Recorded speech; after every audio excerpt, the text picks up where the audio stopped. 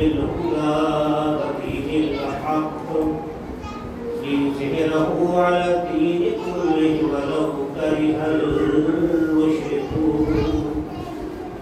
الصلاة والسلام على سيدنا ونبينا وشفيع ذنوبنا وحبيب قلوبنا وطبيب نفوسنا ومولانا أبي القاسم محمد. اللهم صل على محمد وعلى أهل بيته الطيبين الطاهرين المعصومين المظلومين الذين أذهب الله عنهم الرجس وطهرهم تطهيرا. اللهم صل على محمد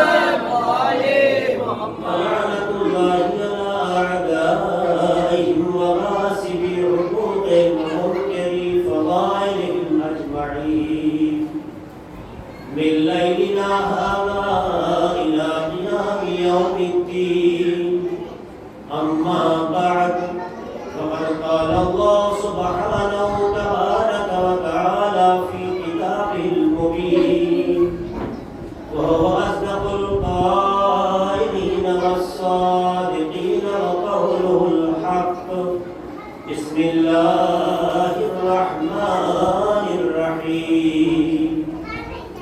يا أيها الذين آمنوا من يرتد منكم عن دينه فسوف يأتي الله بقوم يحبهم ويحبونه أذلة على المؤمنين عزة على الكافرين يجاهدون في سبيل الله ولا يخافون لومة لائم ذلك فضل الله يؤتيه من يشاء والله واسع عليم.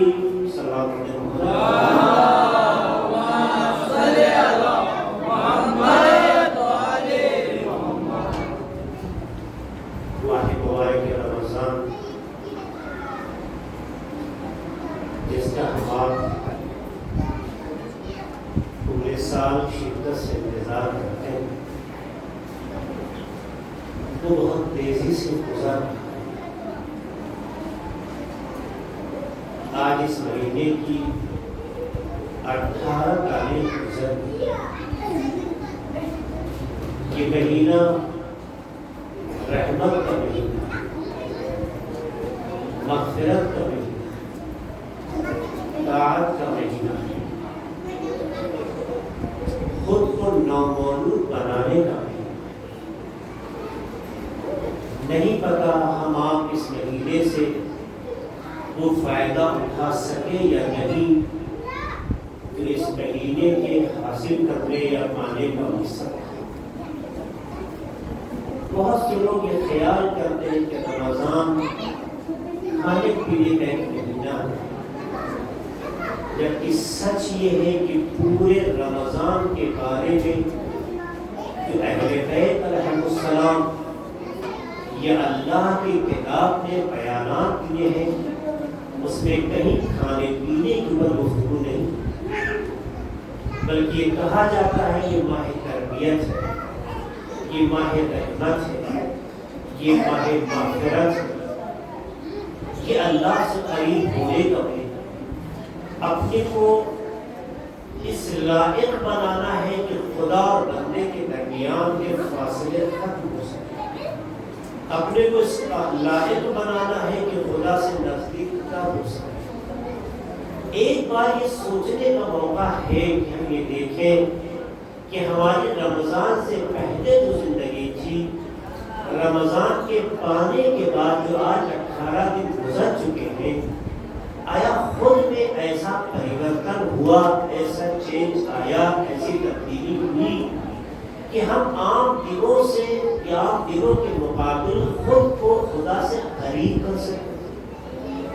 آیا وہ راستے ہم نے اپنائے یا نہیں؟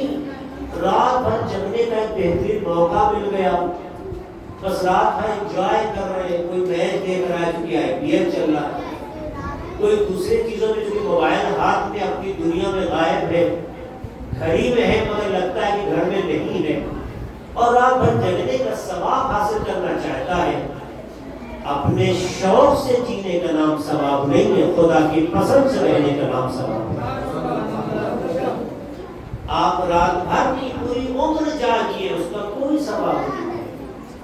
ایسا جاگنا جس جاگنے سے عبد اور معبود کا رشتہ ابھی ہو سکے، فاصلہ کم ہو سکے، عبد ہوتے ہوئے خود کو اتنا بلند کیا جا سکے کہ خالق کی آواز آئے کہ ہمارے اور تمہارے درمیان اب کوئی فاصلہ نہیں رہا، بس اتنا ہی فاصلہ رہا کہ میں خالق ہوں اور تو مخلوق ہے۔ اس منزل کی طرف ہم بڑھ سکے یا نہیں بڑھ سکے؟ اگر بڑھے تو ہم کامیاب ہیں، اگر نہیں بڑھ سکے تو اس کا مطلب ہے کہ اس سے بڑی حسرت نہیں ہو سکتی ہے کہ اللہ نے ہمیں توفیق تو دی مگر اس توفیق سے فائدہ نہیں اٹھا سکے۔ رمضان کا مطلب بہترین افطاری بنانا نہیں ہے، رمضان کا مطلب بہترین دسترخوان کا سجانا نہیں ہے، رمضان کا مطلب رات بھر جاگنا کہ سحر میں نئی چیز اپنی ہے بتایا بھائی بنا کھا لے، یہ مقصد رمضان نہیں ہے، یہ رمضان کے برکات ہے، مقصد رمضان نہیں، کیونکہ برکت ہمیشہ عمل کے نتیجے میں ملتی ہے۔ اللہ جب نافرمانیوں میں ہمیں بھوکا نہیں رکھتا تو رمضان کے مہینے کی برکت کا اثر تو ہونا ہی ہے۔ تو جو چیز ہوگی اس کی فکر کرنا آپ کا کام نہیں ہے، اس کی فکر کرنا ہے جو آپ کی ضرورت ہے۔ اگر اب تک فکر نہیں کیے تب بھی ہمارے لیے دسترخوان اتنا سجایا جا رہا ہے تو سوچئے جس دن ہم خدا کے لائق بنا لیں گے اس دن کا دسترخوان کیسا ہو جائے گا۔ اے صلوات پڑھتے محمد والے محمد پر۔ اللہم صلی علی محمد وعلی محمد۔ جس امام علی علیہ السلام کے نام پر یہ ایام منسوب ہے اور آج کی شب سے لے کر 21 رمضان تک ہم امام علی علیہ السلام کی شخصیت، ان کی ذات، ان کی زندگی کے مختلف پہلوؤں پر ایک نظر ڈالنے کی کوشش کریں گے۔ اس شخصیت کا یہی جوہر تھا کہ امام علی علیہ السلام ماہ مبارک رمضان کے آنے کے بعد جس علی کی زندگی کبھی بھی مرضی خدا سے لمحہ جدا نہیں تھی۔ شب ہجرت یہ معاملہ قرآن نے کلیئر کر دیا کہ علی علی نہیں ہے، خدا ہے جو علی کی شکل میں بےعنوان خالق خدا، نہ بےعنوان مخلوق کی علی ہے۔ علی خدا نہیں ہو سکتے، اللہ اللہ ہے، لیکن اللہ نے ایک مخلوق میں یہ کمال پیدا کر دیا کہ مخلوق ہوتے ہی اپنے کردار میں وہ کمال پیدا کر لیتا ہے۔ ایسا لگتا ہے علی نہیں بول رہا ہے، خدا ہے جو علی کی زبان میں بول رہا ہے۔ دیکھیے غلط فہمی نہ ہو، علی علیہ السلام علی ہے، مخلوق ہے، خالق نہیں ہے، کبھی بھی خدا کا تصور نہیں ہو سکتا، لیکن مخلوق ہوتے ہی، مخلوق ہوتے ہوئے اپنے اندر خدا کی مرضی کو اس طرح جگہ دے دینا کہ آج کے بعد سے علی جو کچھ کر رہا ہے نگاہ قدرت میں علی نہیں، خدا ہے جو علی کے ذریعے انجام دے رہا ہے۔ کیوں؟ وَمِنَ النَّاسِ مَن يَشْرِي نَفْسَهُ ابْتِغَاءَ مَرْضَاتِ اللَّهِ کہ ایسے بھی لوگ ہیں جو اپنے نفس کو، اپنی ذات کو، اپنی شخصیت کو اللہ کی رضا کے لیے کیا کرتے ہیں؟ بیچ دیتے۔ مَن يَشْرِي نَفْسَهُ ابْتِغَاءَ مَرْضَاتِ اللَّهِ، اللہ کی مرضی کو حاصل کرنے کے لیے، اللہ کی رضا کو پانے کے لیے اپنے وجود کو بیچ دیتے ہیں۔ پتا چلا کہ اگر آپ کو اللہ کی رضایت اور رضا حاصل کرنا ہے تو اپنے وجود کو خدا کے لیے بیچنا ہوگا. خدا کے لیے بیچنے کا مطلب کیا ہوتا ہے؟ یعنی آپ نے اپنے وجود پر اللہ کی ایسی حکومت قائم کر دی کہ آپ کی آنکھ نہیں ہے، خدا ہے جو آپ کی آنکھ کے ذریعے دیکھ رہا ہے. آپ کا کان نہیں ہے، خدا ہے جو آپ کے کان کے ذریعے سن رہا ہے. آپ کا ہاتھ نہیں ہے، خدا ہے جو آپ کے ہاتھ کے ذریعے اثر ظاہر کر رہا ہے. اسی لیے تو علی کی آنکھ عین اللہ بن گئی، علی کا کان عذر اللہ بن گیا، علی کا ہاتھ ید اللہ بن گیا، علی کی زبان لسان اللہ بن گئی. تو پتا چلا یہ اعضاء پر جب خدا کی قدرت قائم ہو جاتی ہے تو انسان کا عضو ہوتا ہے، حکومت خدا کے قائم ہو جاتی ہے. سدا پڑھیں محمد والے محمد پر.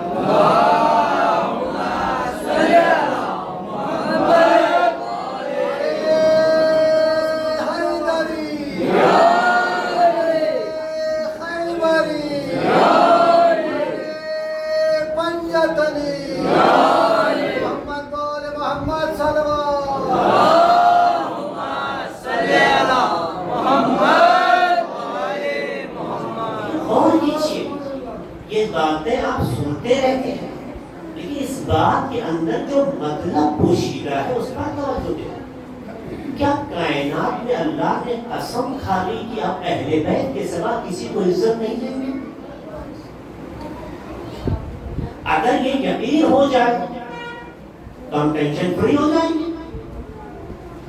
اگر یہ یقین ہو جائے کہ اللہ نے قسم کھا لی ہے کہ اہل بیت کے سوا کسی کو عزت نہیں دیں گے، اہل بیت کے سوا کسی کو رتبہ نہیں دیں گے، اہل بیت کے سوا کسی کو مقام نہیں دیں گے، اہل بیت کے سوا کسی کو کمال نہیں عطا کریں گے، اہل بیت کے سوا کسی کو آگے بڑھنے کا راستہ نہیں دیں گے.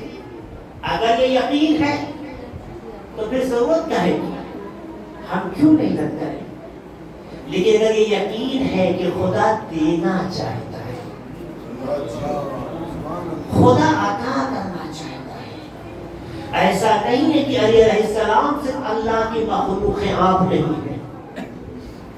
میں آپ سے سوال کرتا ہوں، ہمارے درمیان اکثر وہ لوگ ہیں جو صاحب اولاد ہیں، ہماری ماں بہن بھی یہاں پہ بیٹھی ہوئی ہے. ممکن ہماری بعض بیٹیوں کی جن کو اللہ نے وہ جن کی گود آباد کر دی ان کو مخاطب کر کے کہنا، انصاف سے یہ بتائیے آپ کی آغوش میں جب کوئی بچہ قدم رکھتا ہے تو کبھی ایسا ہوا کہ آپ کی توجہ ایک بچے پہ زیادہ ہو، ایک سے کم ہو؟ مجھے کوئی ایسا دلیر خاندان ہو بتا دیجئے جو آپ کے ہاں مولانا صاحب میں تو ایک بچے سے بہت پیار کرتی ہوں اور ایک بچے سے بالکل نفرت ہے. چاہے آگے چل کر ایک بچہ ماں اور باپ کا فرما بردار ہو یا نہ ہو، فرما بردار ہوتا ہے، ماں باپ کی سنتا ہے تو ماں باپ کی توجہ بڑھ جاتی ہے. ماں باپ کی نہیں سنتا ہے تو ماں باپ اس سے بے خبر نہیں ہوتے. اور کیجیے جب پیدا ہوتا ہے تو سب سے پیار ماں کا ایک جیسا ہوتا ہے. ایسا نہیں کہ جب بیٹا پیدا ہوا تو ماں نے اسے زیادہ دودھ پلایا اور بیٹی پیدا ہوئی تو یہ کہتی ہے پرائے گھر کی اس پہ کیا توجہ دوں، بس دودھ ایک دو بار دیا اور کنارے کر دیا. ایسا ہوتا ہے؟ ایک ماں جتنا بچے کی ضرورت ہے اپنے سینے اور کلیجے سے نبھاتی ہے. غلط کر رہے صحیح؟ آپ بولیے ہاں یا غلط؟ ایک ماں اپنے بچے کی جتنی ضرورت محسوس کرتی ہے اسی اعتبار سے اپنے کلیجے سے لگاتی ہے اور خون جگر پلاتی ہے. نہ وہ بیٹے میں امتیاز قائم کرتی ہے نہ بیٹی میں امتیاز قائم کرتی ہے. یہی بچہ جب بڑا ہوتا ہے تو اگر ماں باپ کی سنتا ہے تو ماں باپ کی رغبت زیادہ ہو جاتی ہے. نہیں سنتا ہے تو چاہے ماں باپ کا دل دکھے مگر اس سے بے خبر نہیں ہوتے. ایسا نہیں ہے کہ اگر گرمی کا زمانہ آیا تو جو بچہ سنتا تھا اس کے روم میں تو اے سی لگائیں، اور جو بچہ نہیں سنتا ہے اس کو گھر کے کسی کونے میں لٹا دیں اور کوئی پنکھا بھی تمہیں نہیں دیں گے۔ ٹھنڈک کا موسم آیا تو جو بچہ سنتا ہے اس کے لیے گرم کپڑے خریدے، اور جو بچہ ان کی بات نہیں سنتا ہے اسے اس کے ہاتھ میں چھوڑ دے کہ تم مرو یا جیو، ہم سے مطلب نہیں۔ ایسا ہوتا ہے؟ نہیں ہوتا نا۔ تو ایک انسان سے بتائیے، جب آپ کا بچہ آپ کی آغوش میں آتا ہے، چاہے آپ کا فرما بردار ہو یا نہ ہو، آپ کی توجہ دونوں پہ ہوتی ہے۔ ایک طرف رغبت ہوتی ہے، ایک طرف بیٹے ہونے کی، اولاد ہونے کی نسبت سے آپ غافل نہیں ہوتے، اس کے لیے بھی جذبہ رکھتے ہیں، جبکہ آپ حقیقی خالق نہیں ہیں، وسیلہ خلقت ہے۔ تو جب وسیلہ خلقت ہونے پر آپ کا اتنا جذبہ ہے تو حقیقی خالق اپنے بندوں سے کیسے غافل ہو سکتا ہے؟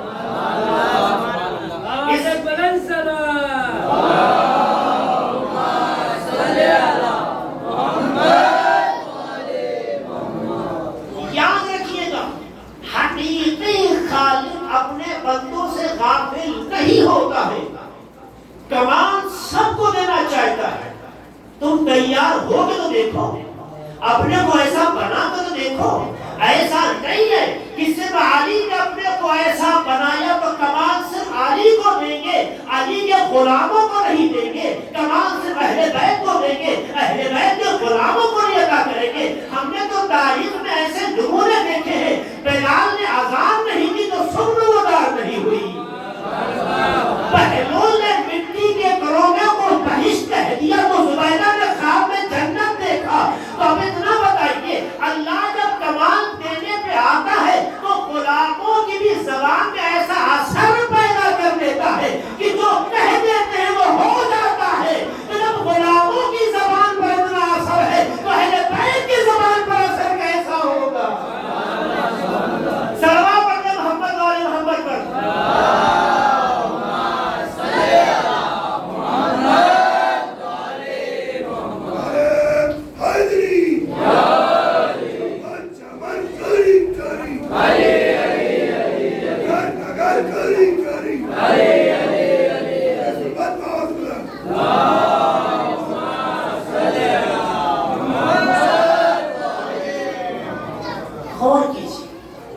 پروردگار ہمیں کمالات کو ڈالنا چاہتا ہے، شرط یہ ہے کہ آپ کتنا تیار ہو۔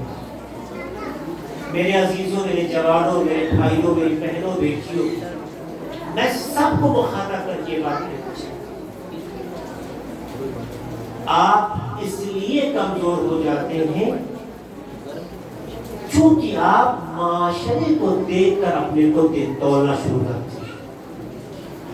آپ سماج کی نگاہ کو اپنے لیے معیار بناتے ہیں۔ سوسائٹی میں ترقی کے جو راستے ہیں، سوسائٹی میں جو عزت کے راستے ہیں، سوسائٹی میں ذلت کا جو مزاج ہے، آپ چونکہ اسے فالو کرتے ہیں اس لیے اپنا راستہ بھول جاتے ہیں۔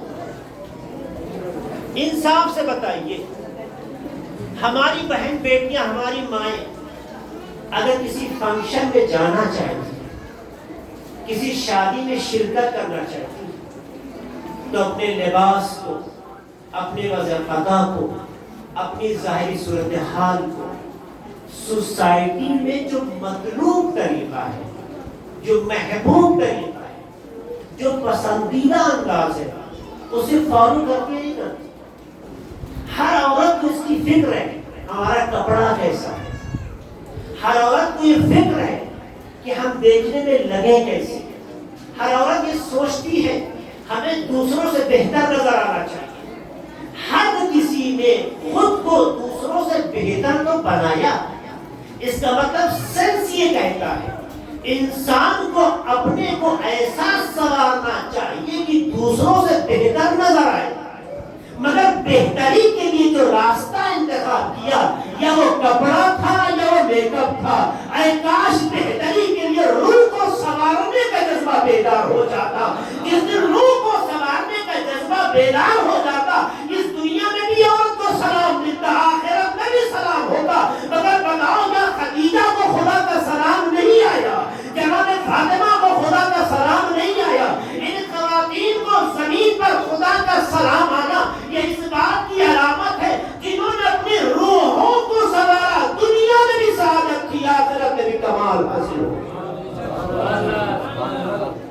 دیکھا، لیکن ہماری باتیں سمجھ میں اس لیے نہیں آتی کہ ابھی بھی دیکھیے خواتین، جو کہ ہم کہتے ہیں اکثر یہاں کی خواتین بہت خاموش ہو کے رہتی ہیں، لیکن آج ایسا لگ نہیں رہا ہے یا کھانا افطار میں زیادہ کھا لیا ہے یا روزہ نے سکایا زیادہ ہے۔ ایک سلام پڑھنے محمد والے محمد پر۔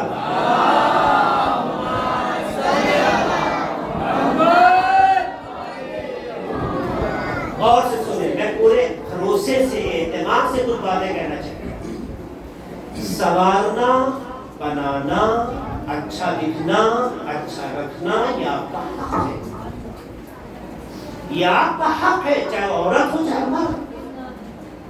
اپنے کو اچھا بنا کے رکھنا، اپنے کو اچھا بنانا، اپنے کو بہتر رکھنا، اپنے کو سنوارنا یہ آپ کا حق ہے، لیکن آپ اپنی بہتری کو صرف جسم تک محدود نہ کیجیے۔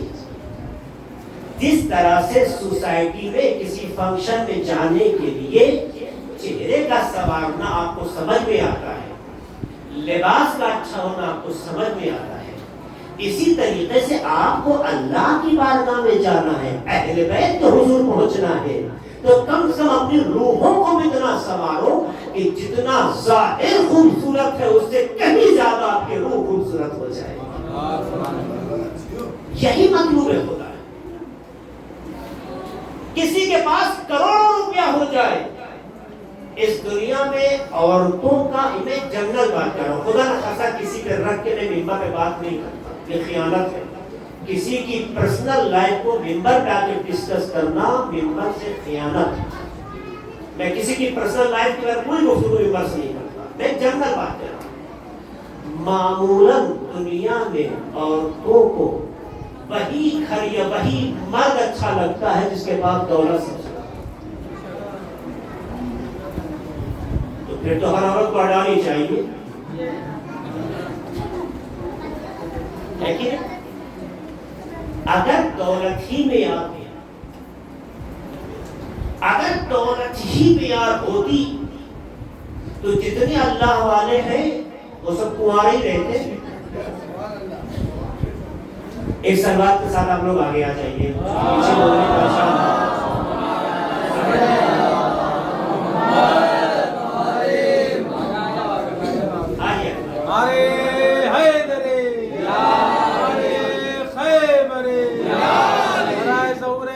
زمانہ سلوات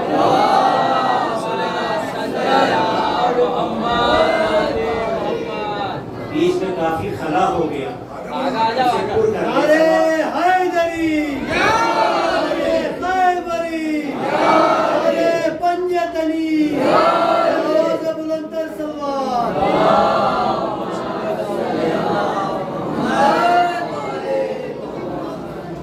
ہر عورت کی توجہ دولت کی طرف۔ آپ بھی جب رشتے کئی ہوتے ہیں تو آپ دیکھیے سب سے پہلے یہ دیکھا جاتا ہے وہ کماتا کتنا ہے۔ بازار سے ملنے والے پیسے ہر ایک کو سمجھ میں آتے ہیں، خدا کی عطا پر کسی کو بھروسہ نظر نہیں آتا۔ ایک بات اور کیجیے، کسی کو اس پر اللہ کہتا وَإِن يَكُونُوا فُقَرَاءَ يُغْنِهُمُ اللَّهُ مِن فَضْلِهِ۔ جب ہمارا نکاح ہوتا ہے تو اس میں خطبہ پڑھا جاتا، اس خطبے میں سورہ نور کی جو آیت پڑھی جاتی، سورہ نور کی جو آیت پڑھی جاتی ہے، نور کی آیت، اس میں نورانی بات ہے کہ اگر یہ جوڑا یا اگر یہ دولہا غریب ہوا، فقیر ہوا، تو اللہ اپنے فضل سے اس کو مالدار بنا دیتا۔ خدا کہتا ہے ہم تمہاری ضرورتوں کو تم سے زیادہ سمجھتے ہیں۔ تم باپ ہو کے اولاد کی ضرورت کے لیے بے چین ہوتے ہو، ہم خالق ہو کر اپنے مخلوق کی ضرورتوں کو نہیں سمجھتے؟ ہم پورا کریں گے، لیکن ہر ایک جو قرآن پر ایمان رکھتا ہے اس کا ایمان قرآن پہ اتنا ہی ہے کہ شادی میں دیا جانا چاہیے، گھر سے نکلتے وقت سایہ دینا چاہیے، اس سے بڑھ کے قرآن پر ایمان نہیں ہے۔ کیونکہ بد قرآن کا تو اثر دیکھا کہ جب بچے کو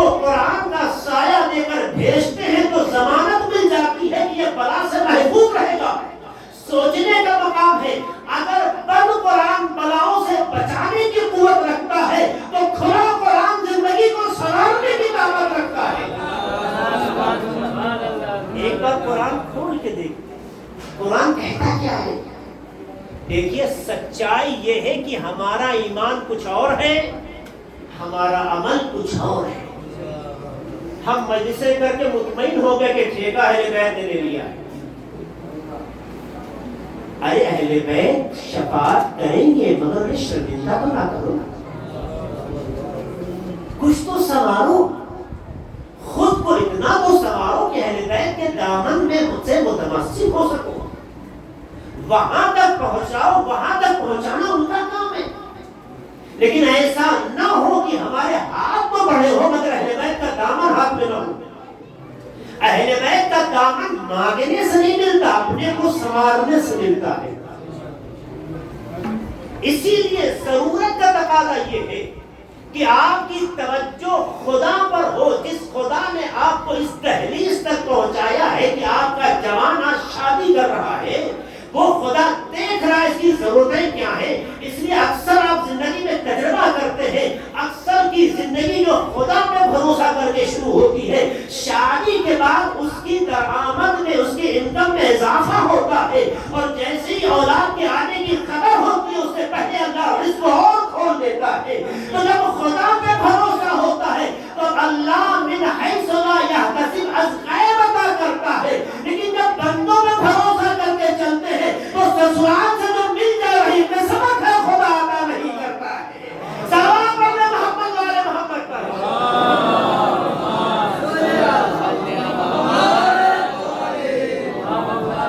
ایک لمحہ فکریہ ہے نہیں ہے، یہ مجلسوں میں سننے والے جملے نہیں ہیں، اس کو اپنی زندگی میں کھنگالیں اور کریں۔ تو ایسا نہیں ہے کہ کوئی کمال خدا دینا چاہتا ہے تو کوٹا بنا کے اہل بیت کے حوالے کر دیا، دوسرے وہ کمال نہیں ادا کرنا چاہتا۔ ہر دور میں خدا نے کمال دیا، اپنے اندر وہ اعتماد تو پیدا کیجیے، اپنے اندر خدا پہ وہ بھروسہ تو پیدا کیجیے، اپنے اندر خدا پر ایمان کا وہ جذبہ تو کبھی کیجیے۔ ہمارے زمانے میں ایک آزمائش ہے، آپ دیکھیے سرزمین فلسطین پر، غزہ کے اوپر جو طوفان بدتمیزی ہوئی، جو ظلم ہوا، کس اعلیٰ پیمانے پہ ہوا؟ جن کے ہاتھ میں لڑنے کے لیے پتھر کے سوا کچھ نہیں ہے، عام طور پر پتھر کے سوا کچھ نہیں ہے، انہیں زمین و آسمان سے مارا گیا۔ 30-32 ہزار سے زیادہ لوگ شہید کر دیے گئے، عورتوں بچوں پہ رحم نہیں کھایا گیا، لاشوں کے ڈھیر، خبر نہیں ہے، سب اپنے ملبے کے ساتھ زمین بوس ہو گئے۔ ایسے بھی گھرانے ہیں، سب کچھ ہوا۔ آپ نے ہزاروں فلم میں دیکھا ہوگا کہ کسی گھر نے یہ نہیں کہا کہ خدایا تم کب تک امتحان لے گا، امریکہ اسرائیل اب بس کر دے، ہم تھک گئے ہیں، تو جو کہے گا مان لیں گے۔ ہر ایک کی زبان پر یہی تھا، ہم کوئی بھی قربانی دینے کو تیار ہے مگر ظلم کے خلاف جھکنے کو تیار نہیں ہے۔ نتیجہ آج آپ دیکھ رہے ہیں، بھائی جو قوی ہوتا ہے، قدرت مند ہوتا ہے، وہی شرائط رکھتا ہے، کمزور شرط نہیں رکھتا ہے۔ مگر آج شرطوں کو امریکہ یا اسرائیل کی طرف سے نہ رکھا جانا اور حماس کی طرف سے شرطوں کا ایکسپٹ کرنا، یہ اس بات کی علامت ہے کہ طاقت اسلحوں سے نہیں ہوتی ہے، ایمان کی طاقت سے پیدا ہوتی ہے۔ ورنہ ہونا تو یہی چاہیے تھا، اسرائیل جو کہے وہ حماس مان جائے۔ کتنا اسرائیل نے اسلامک کنٹریز کو وسیلہ بنایا کہ جلدی سے سیز فائر ہو جائے۔ حماس بار بار ریجیکٹ کر رہا تھا، بھائی تم مار رہے ہو، قتل و غارت کر رہے ہو، تم نے زمین و آسمان میں چھوڑا کیا؟ یہ میں اس لیے مجھے بات کر رہا ہوں تاکہ آپ کا ذہن اپڈیٹ ہو۔ خدا کا وعدہ ہر زمانے کے لیے، خدا کا وعدہ کسی ایک خاص پولیٹیکل، ایک خاص کمیونٹی یا ایک خاص زمانے کے لیے نہیں ہے، خدا کا وعدہ ہر عصر کے لیے ہے۔ اللہ نے کہا مجھ پر بھروسہ کر تو دیکھو، دشمن طاقت رکھنے کے باوجود بھی کمزور ہو جائے گا۔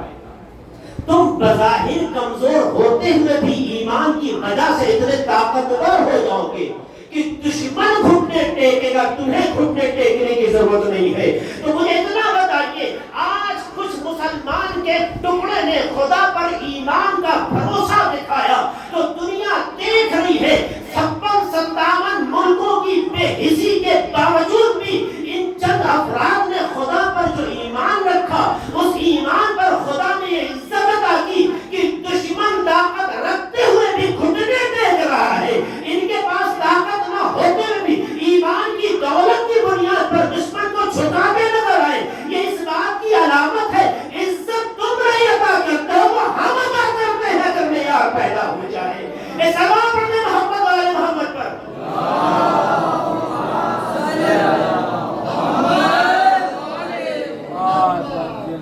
اس کا مطلب یہ ہے کہ ہر دور میں خدا عزت دینا چاہتا ہے، شرط یہ کہ ہمارا بھروسہ اس پر قوی ہو۔ اگر بھروسہ کبھی نہیں ہوگا تو آپ کے کہتے رہنے سے کچھ نہیں ہوگا۔ آپ دل سے کہتے ہیں یا زبان سے، جس سے کہتے ہیں اس سے بہتر کوئی نہیں جانتا۔ آپ جو کہہ رہے ہیں یہ کہنا آپ کا زبانی ہے یا قلبی ہے، یہ جس کی بارگاہ میں آپ فریاد کرتے ہیں اس سے بہتر کوئی نہیں جانتا۔ اس لیے آئیں اپنی زبان کی طاقت کو دل کی آواز بنائیں اور اللہ کی بارگاہ میں دل سے کچھ کہیں۔ شب ہجرت اللہ کی ایک مخلوق نے اپنے کو اس کی مرضی کے مطابق اس طرح سے میدان عمل میں اتار دیا کہ سویا تو مرضی خدا کا وارث بن گیا۔ جس کا سونا خدا کی مرضی حاصل کر دے اور لے کر لے تو اس کا بیدار رہنا کس منزل پر ہوگا؟ جس کا سونا، سو جانا، جس کا سو جانا اتنا قیمتی ہو کہ خدا کی مرضی حاصل کر لے، اس کا بیدار رہنا کتنا قیمتی ہوگا۔ تو امام علی علیہ السلام کو 1400 برس گزرنے کے بعد عقیدت مندوں کا یاد کرنا یہ اس بات کی علامت ہے کہ علی نے اپنے وجود کو فنا فی اللہ کر دیا۔ میرے پروردگار تجھے چاہیے کیا؟ تجھے پسند کیا ہے؟ تو کس بات پر راضی ہوتا ہے؟ تو کس بات میں خوش ہوتا ہے؟ جو تیری پسند وہی میری پسند۔ اللہ بھی آواز دیتا ہے وما یشاءون وما تشاءون الا ان یشاء اللہ۔ اہل بیت تم تو وہی چاہتے ہو جو میں چاہتا ہوں۔ اللہ قرآن میں یہ آواز دے رہا ہے وما تشاءون الا ان یشاء اللہ، تم وہ چاہتے نہیں مگر وہی جو خدا چاہتا ہے۔ ارے تمہاری اپنی کوئی مرضی نہیں ہے، خدا کی مرضی تمہاری مرضی بن چکی ہے۔ اس کا مطلب یہ ہے کہ ایک اچھا انسان جب بنتا ہے جب اللہ کی مرضی ہماری مرضی بن جائے، اللہ کی پسند ہماری پسند بن جائے۔ ہماری پسند اللہ کی پسند نہیں ہے۔ پہلا کام غور کیجیے گا، پہلا کام ہمارا یہ ہے وہ کیا چاہتا ہے، اسے پسند کیا ہے، وہ کس بات سے راضی ہے، وہ کس بات کو پسند کرتا ہے، اس کا مطلوب کیا ہے، اس کی چاہت کیا ہے۔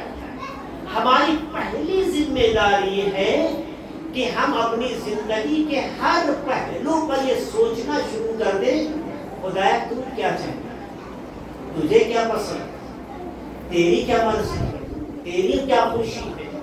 جب آپ اپنی زندگی کے ہر لمحے میں خدا کی پسند کو زندگی کا معیار بنا لیں گے اور یہ جب زندگی کا مزاج بن جائے گا اور اللہ دیکھے گا کہ اب اس کی زندگی میری پسند کا مظہر بن گئی ہے تو خدا آواز دے گا کل تک تو یہ دیکھتا تھا کہ میری پسند کیا تھی، لیکن جب میں نے اپنی زندگی کو میرے مظہر کی حد تک پہنچا دیا ہے تو آج کے بعد میں یہ دیکھوں گا کہ تیری کیا پسند ہے۔ کل تک تم میری پسند دیکھتے تھے، آج سے میں تیری پسند دیکھوں گا۔ اس کا مطلب یہ ہے ایک بندے کا عمل بھی محبوب خدا بن سکتا ہے اگر اللہ کا بندہ پہلے خدا کی مرضی کو اپنا محبوب بنا لے. صلوات پڑھنے محمد والے محمد پر.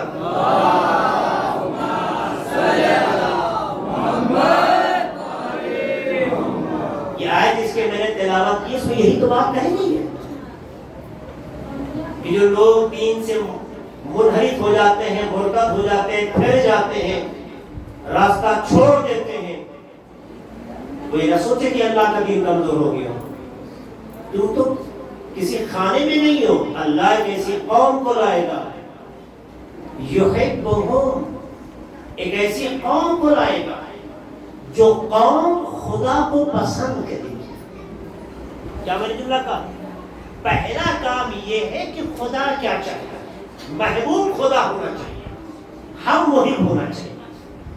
اللہ کہتے ہیں ایسی قوم کو لاؤں گا جس کا مقصد حیات یہ ہوگا کہ خدایا تو کیا پسند کرتا ہے. وَيُحِبُّونَهُ، اور خدا اسے دوست رکھتا ہوگا. یعنی پہلا کام تو یہ وہ کرے گی قوم، یہ دیکھیں کہ خدا کو کیا پسند ہے، پھر خدا یہ دیکھنا شروع کر دے گا کہ تمہیں کیا پسند ہے. یہی یاد کر رہی ہے. جب اس منزل میں بندہ اتر جاتا ہے تو خدا اسے وہ سب کچھ عطا کر دیتا ہے کہ جسے دیکھنے کے بعد یہ اندازہ ہونے لگتا ہے کہ جب مخلوق ایسی ہے تو خالق کس کمال کا ہوگا. سلام پڑھتے محمد والے محمد پر.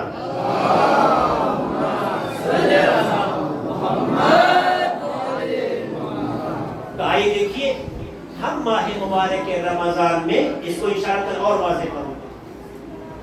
ہم رمضان میں کیا کرتے ہیں؟ رمضان میں روزہ ہی تو رکھتے ہیں، اور اکثر لوگ روزہ رکھنے کے بعد ٹھاٹ سے سوتے ہیں. سمجھائیے جاؤ کام کر لو، چپ رہو، سونا عبادت ہے. مگر پیغمبر نے خطبہ استقبالیہ رمضان میں یہ بات نہیں کہا، خطبہ شعبانیہ کے نام سے جو مشہور ہے، جو استقبال رمضان کے لیے کہا تھا. انفاسکم تسبیح، ہر نفس تسبیح کا ثواب رکھتی، تو ہر سانس تسبیح کا ثواب. ہم مارکیٹ میں جائیں گے تو ایک نامحرم کو دیکھیں گے، غلط راستے پہ جائیں گے گناہی ہوگا. گھر میں پڑے ہوئے سانس جو چل رہی ہے تسبیح کا کام کر رہی ہے. نومکم عبادت، نومکم فی عبادت، سوئیں گے تو عبادت ہے. تو ہم ہر حال میں عبادت کر رہے ہیں، سونے کو. اس کا مطلب یہ ہے کہ رمضان آپ کو اپنی ذمہ داریوں سے غافل کر رہا ہے. اس کا مطلب یہ کہ رمضان آپ کو آپ کی ذمہ داریوں سے غافل کر رہا ہے. سو عبادت ہے، قطعاً کوئی شک نہیں، سونا عبادت ہے. رمضان میں روزے سونا عبادت ہے. ہر سانس تسبیح کا ثواب رکھتی ہے روزے میں، اس میں کوئی شک نہیں. لیکن ذمہ داریوں کو چھوڑ کر سونا عبادت نہیں. بچوں کا آذوقہ فراہم نہ کرنا، بچوں کے رزق کے لیے کوشش نہ کرنا یہ حرام ہے. اگر کسی عبادت سے اس سے بڑی عبادت ٹکرا رہی ہو تو اس بڑی عبادت کو ترک کرنا حرام ہے، اور اسے چھوڑ کے اگر کچھ کیا جائے تو عبادت نہیں، گناہ ہے. اگر کسی کی ذمہ داری آذوقہ فراہم کرنا ہے، رزق فراہم کرنا ہے، بچوں کے لیے رزق کا اہتمام کرنا ہے، اگر وہ نہیں چاہتا تو گھر میں رزق نہیں آتا ہے تو رزق کا فراہم نہ کرنا اور یہ کہہ کے سونا کہ سونا عبادت ہے، اللہ اس سے عبادت کی روح کو چھین لے رہا ہے. ذمہ داریوں کو ادا کرتے رہو، وقت ملے تو سوتے رہو. تم روزہ رکھتے ہوئے بازار میں جا کر بچوں کا رزق تلاش کرو گے تو جو سانس چل رہی ہے وہ بھی عبادت کا ہی کام کر رہی ہے، کیونکہ روزے کی حالت ہے. مگر مولا علی علیہ السلام نے سلوات پڑھتے محمد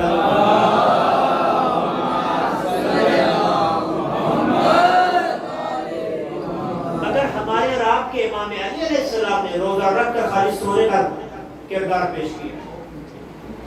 مگر روزہ رکھ کے تجارت نہیں کرتے تھے، مگر روزہ رکھ کے مارکیٹ میں نہیں آتے تھے، مگر روزہ رکھ کے بازار میں ذمہ داریوں کو نہیں مکمل کرتے تھے. مگر روزہ رکھ کے خدمت خلق کا راستہ بند کر دیتے ہیں. آپ مجھے بتائیے مولا علی علیہ السلام کی زندگی کا مطالعہ کریں. روزہ انسان کو گھر میں محدود نہیں کرتا. روزہ انسان کی زندگی کو سمیٹتا نہیں ہے بلکہ انسان کی زندگی کو دشا دیتا ہے, جینے کا سلیقہ سکھاتا ہے, ایک ڈسپلن پیدا کرتا ہے. سونے کا وقت, جاگنے کا وقت, کھانے کا وقت, ایکٹیویٹی کرنے کا وقت. رمضان ہمیں بہترین سسٹم دیتا ہے. ابھی آپ دیکھیے ماہ مبارک رمضان میں ہم کیا کرتے ہیں. رمضان میں ایک جملہ کہہ کے زحمت تمام کروں. رمضان میں ہم کیا کرتے ہیں؟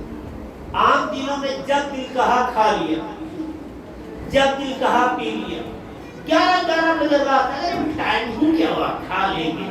ہوتا نہیں ہوتا ہے, ہوتا نہیں ہوتا ہے. عام لائف ہوتا ہے, جنرل لائف. 11 بجے 11:30 بجے کھائیں گے. اٹھیں کب کیا 7-8 بجے سورج آنکھوں میں چمکے گا تو اٹھیں گے. ہوتا نہیں ہوتا. عام لائف میں ایسے ہی ہوتا ہے. میں خدا والوں کی بات نہیں کرتا, جنرل لائف ایسی ہی ہوتی ہے. مگر آپ رمضان میں دیکھیے لوگ ریکویسٹ کرتے ہیں جلدی سے مغرب پڑھائیے کیونکہ بہرحال روزے سے ساری مصیبت نماز مغرب پہ آتی ہے. اچھا کمال کی بات یہ کہ کیسی وہ بھوک ہے جو افطار کے نام پہ شروع ہوتی ہے, نماز عشاء میں غافل ہو جاتی ہے. لوگ بھاگ لیتے ہیں, ایسا چلے جاتے ہیں کہ لگتا ہے ہفتوں سے کھانا نہیں ملا. جتنا مسجد کو وقت دینا چاہیے گویا رمضان میں بھی مسجد انتظار کرتی ہے کہ اللہ ہمارے کمائے. جو لوگ مغرب میں ہوتے ہیں وہ تعداد عشاء میں. اس کا کیا مطلب ہے؟ اس کا مطلب یہ کہ ہم رمضان سمجھیں. اس کا مطلب یہ کہ ہمیں رمضان سمجھے نہیں. وقت دیجیے, وقت دیجیے. انصاف سے بتائیے اگر اسی بھوپال کا سی ایم کسی پارٹی میں آپ کو بلا لے تو اس پارٹی میں پہنچنے کے لیے آپ کو کتنا اہتمام کرنا ہوگا.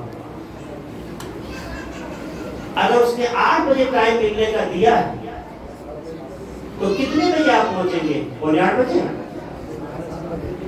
انصاف سے بتائیے گا.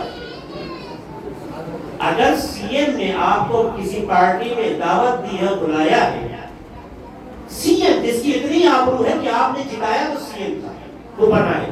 اور کل تک فٹ بال کال بھی تھا, ہم نے جتایا ہے تو سی ایم ہے. ہمارے دیش میں سی ایم کی یہ حیثیت ہے, آپ نے جتا دیا تو کرسی ہے, ورنہ پھر وہ فٹ بال میں دکھائی دیتا ہے کہ نہیں.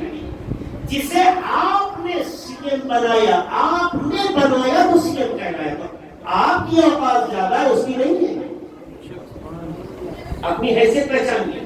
لیکن جب آپ کو دعوت دے 8 بجے آنا ہے تو لوگ اس دعوت پر 5 بجے جا کے صف لگائیں گے. چیکنگ ہوگی, کچھ پروسیس ہوں گے, مراحل طے ہوں گے, اس کے بعد آپ کو بٹھایا جائے گا. بٹھانے کے بعد وہ کب آتا ہے وہ بھی ایک سسٹم پروٹوکول کے تحت ہوتا ہے. تو ایک سی ایم نے 8 بجے ملنے کا ٹائم دیا ہے, شاید 8 گھنٹے زیادہ وقت آپ کو نہ دے. اس سے ملنے کے لیے جسے آپ نے آبرو دی ہے, اس کی اپنی ذاتی کوئی آبرو نہیں ہے, اس سے ملنے کے لیے کتنے گھنٹے صرف کر کر ہر کا سینہ چوڑا ہو جاتا ہے. ہم آپ سی ایم سے مل کے آئے ہیں, ہوتا ہے نہیں ہوتا ہے.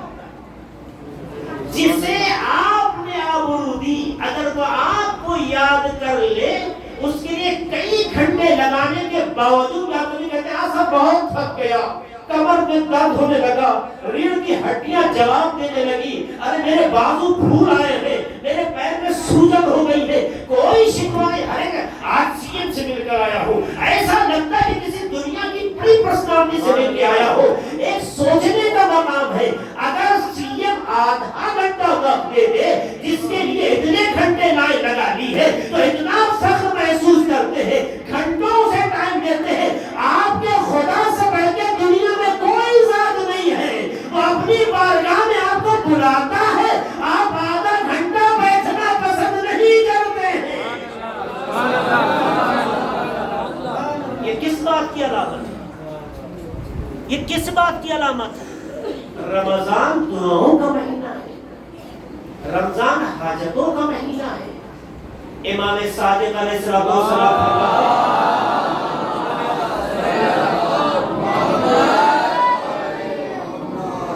میری مائیں سنیں اور بچوں کو ترغیب دلائیں، تشویق کریں، انہیں حوصلہ بڑھائیں، انہیں پیار سے سمجھا کے بھیجیں. بیٹا جاؤ اور نماز عشاء کے تمام ہونے کے بعد زیارت کے بعد حوصلہ بڑھائیں. آج نہیں مانوس کریں گے تو کب مانوس کریں گے؟ ماہ رمضان ماہ تربیت ہے. آپ دیکھیے امام کیا فرماتے ہیں.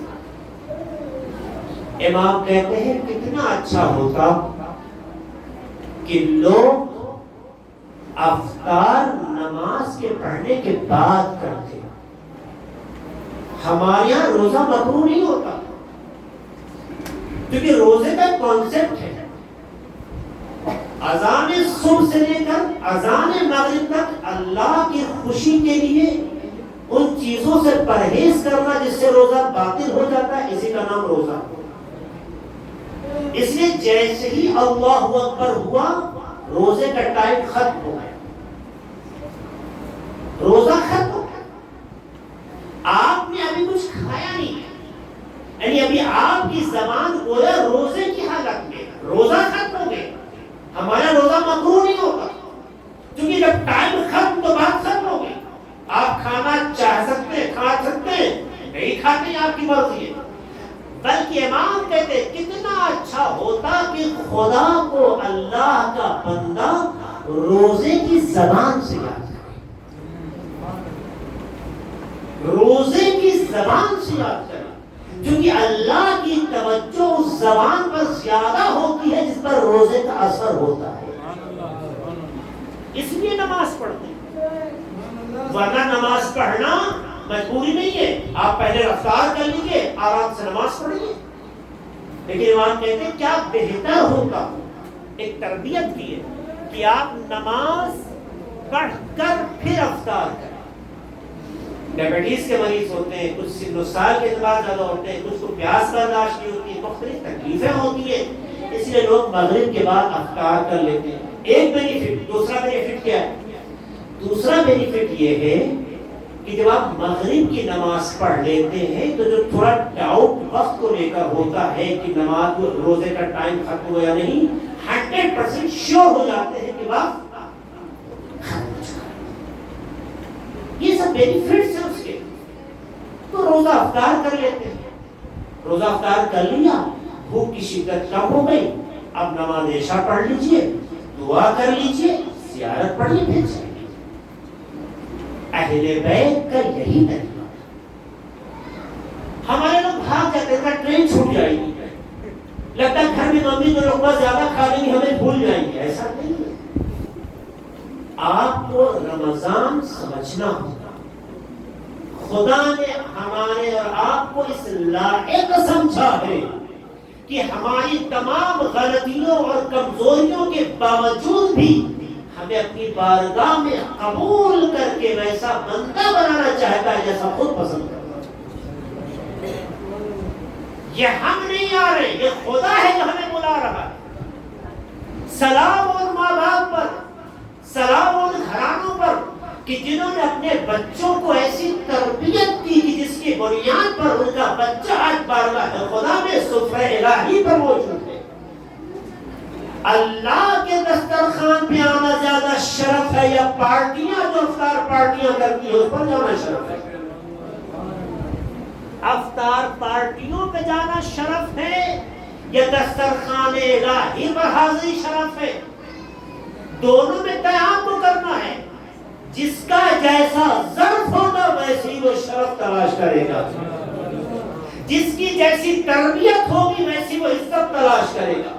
جسے خدا سے عزت چاہیے وہ خدا کی بارگاہ میں آئے گا، کیونکہ جو عزیز ہوتا ہے وہی عزت عطا کرتا ہے. ارے پارٹیاں کرنے والوں پہ ذلت کے سوا کچھ نہیں ہوتا. جو ذلیل ہوتا ہے اسے عزیز کرنے کا میرا نہیں پتا ہوتا. سلام اپنے محمد والے محمد پر.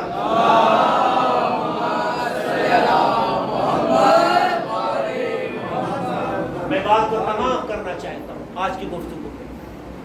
آئیے امام علی علیہ السلام جن کے نام پر ہم آپ اکٹھا ہوئے، امام رمضان کے لیے خصوصی اہتمام ہے، جن کی پوری زندگی خدا کی تھی، جن کا سوچنا، جن کا بولنا، جن کا دیکھنا، جن کا سننا، جن کا چلنا، جن کا اٹھنا، جن کا بیٹھنا، سب کچھ مرضی خدا کے مطابق تھا.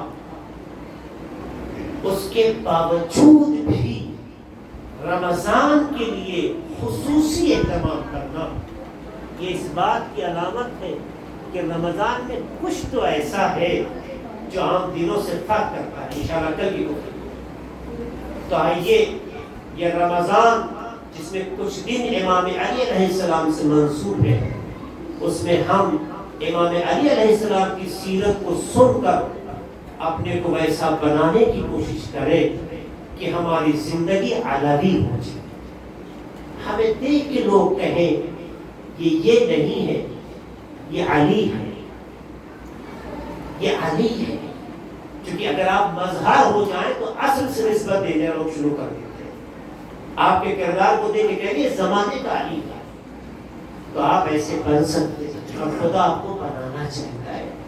آئیں عہد کریں کہ اب اس رمضان کی برکت سے مولا علی علیہ السلام کی سیرت کو فالو کرتے ہوئے اس رمضان سے ویسے ہی فائدہ اٹھائیں گے جیسے اہل بیت علیہ السلام نے ہماری تربیت. جب آپ اس طرح سے رمضان سے جڑیں گے تب آپ کو علی علیہ السلام کی زندگی بھی سمجھ میں آئے گی اور علی علیہ السلام کا درد بھی سمجھ میں آئے گا.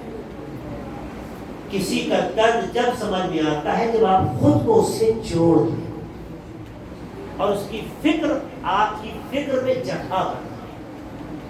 اگر واقعاً علی علیہ السلام کس مصیبت سے دوچار ہوئے، کس امتحان سے گزرے، اگر اس درد کو محسوس کرنا چاہتے ہیں تو علی علیہ السلام کے کردار کو اپنے اندر اس طرح سے اتاریے کہ آپ کا دل، آپ کی توجہ مولا علی کے درد کو محسوس کر. اس لیے آپ کو خود کو علی علیہ السلام کے وجود میں ڈھالنا ہوگا. تب سمجھ میں آئے گا وہ شب جو 19 رمضان کی شب تھی، وہ شب جس شب میں میرا آقا علی رات کے حصے میں اپنی بیٹی ام کلثوم کے گھر جاتا ہے. اور یہ شب بہت سخت شب ہے. ہمیں آپ کو نہیں پتا کہ ہمارا اور آپ کا وقت کب آئے گا، لیکن میرا اور آپ کے آقا کو پتا ہے کہ آج آخری شب ہے جو امتحان گاہ سے آپ گزرنے والی ہیں. بیٹی کے گھر آتے ہیں، وقت دیتے ہیں، بیٹی بہت خوش ہوتی ہے. بابا آتے تھے تو بہت کم بیٹھتے تھے، آج تو بابا وقت دے رہے ہیں، بیٹی کتنا خوش ہوتی ہے. اس کا مطلب یہ ہے کہ باپ بھی جب زندگی کے وقت قریب آتا ہے تو بیٹیوں کی طرف خاص توجہ کرتا ہے. بیٹی بہت خوش ہے. امام کے لیے جب سحری کے لیے دودھ بھی رکھ دیتی ہے، نمک بھی رکھ دیتی ہے، تو بابا پلٹ کے کہتے ہیں کہ بیٹی تم نے کب دیکھا کہ تمہارا بابا ایک وقت میں 2 چیزیں استعمال. اے عزادارو، ہم اپنے دسترخوان کو دیکھیں، آئی علی کی زندگی میں دیکھیں.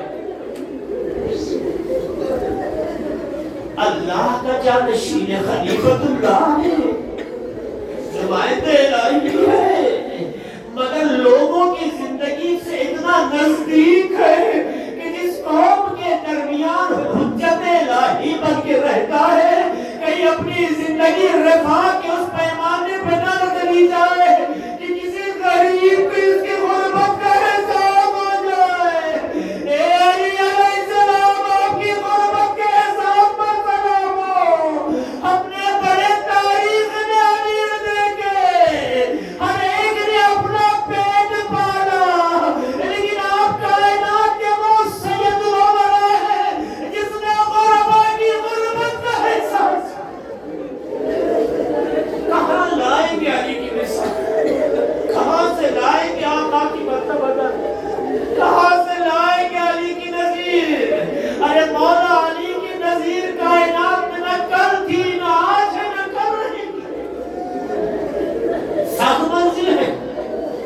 بیٹی باپ کے سامنے سے دودھ اٹھا دیتی ہے۔ امام نے سحری کھائی، سحری کھانے کے بعد تاریخ کے یہ جملات ہیں کہ جب مولا علی بیٹی کے گھر سے نکلنے لگے تو امام کا انداز گفتگو اور گھر سے رخصت ہونا ایسا کشمکش اور اضطراب سے دوچار تھا کہ بیٹی طرف کے کہنے لگی بابا آج اس طرح سے گفتگو کیوں کر رہے ہیں؟ ایک باپ صریحی طور پر بیٹی سے کیسے کہے، کیونکہ ہر بیٹی باپ سے بہت محبت کرتی ہے، اس لیے تو کہا جاتا ہے ارے بیٹیاں باپ کے جنازے کی زینت ہوتی ہیں۔ بہت سخت منزل ہوتی ہے بیٹیاں باپ کے جنازے کی زینت۔ یاد کیجئے جناب فاطمہ زہرا کو، ارے جب بابا اس دنیا سے گزرے تو یہ بیٹی کتنا تڑپ تڑپ کے روتی، یہ تو خلل فاطمہ ہے۔ بیٹی رونے لگی ہے، بابا نے دلاسا دیا، امام رخصت ہوتے ہیں۔ اس رات میں امام جب رخصت ہوتے ہیں تو جو واقعات نمودار ہوتے ہیں اور جو امام کے تذکرات ہیں، جو امام کی یادآوریاں ہیں اپنے بچوں سے، ہر لمحہ کچھ اشارہ کرتا ہے۔ گھر سے نکلتے نکلتے امام حسن کو وصیت کرتے ہیں میرے لال ان مرغابیوں کو بھاپ و دانہ برابر دیتے رہنا، اگر لگتا ہے کہ انہیں دینے میں مشکل ہوگی تو انہیں آزاد کر دینا۔ اے آقا آپ کا دل کتنا نرم ہے، ارے آپ پرندوں کے لیے اتنا فکر مند ہے تو انسان اشرف المخلوقات کے لیے چلتا۔ تبھی تو یہ علی کا دل ہے کہ منبر کوفہ سے کہتے ہیں بتاؤ میری حکومت میں کون بھوکا سوتا ہے؟ سب نے کہا کوئی نہیں۔ اب پتہ چلا کہ ایسا نہیں ہے کہ صرف پرندوں کے بارے میں، انسانوں کے بارے میں بھی نہیں سوچتے۔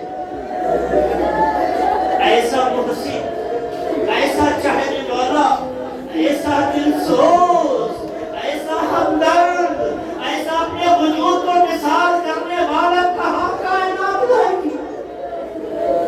عزادار یہی تو وجہ تھی جب امام چلنے لگے تو مرغابیوں نے دامن کا حصار کیا، مرغابیوں نے دامن کو پکڑ لیا، یہاں تک کہ زنجیر در بھی آپ کی آواز رچ گئی۔ آئے محسوس ہو رہا تھا کہ کائنات کا ہر ذرہ سمجھ رہا ہے کہ آج کے بعد سے ہم یتیم ہو جائیں۔ اے عزادارو وہ لمحہ قریب آیا، امام مسجد کوفہ گئے، اذان کہی، مسجد کے محراب میں پہنچے، پرداروں کا سب ہو گیا، سجدے سے سر کا اٹھانا تھا، ارے ظالم کی تلوار چلی، فرد علی پہ لگی، ایسا سر تھا کہ مولا علی کا سر دو حصوں میں خون کا فوارہ جاری ہوا، علی خاک اٹھاتے گئے، فزت ورب الکعبہ، فزت ورب الکعبہ کی صدا بلند ہوئی، خاک کو زخموں پہ ڈال دے۔ اِنَّ اللَّهَ سَيَعْلَمُ الَّذِينَ ظَلَمُوا إِنَّ اللَّهَ وَإِنَّا إِلَيْهِ راجعون۔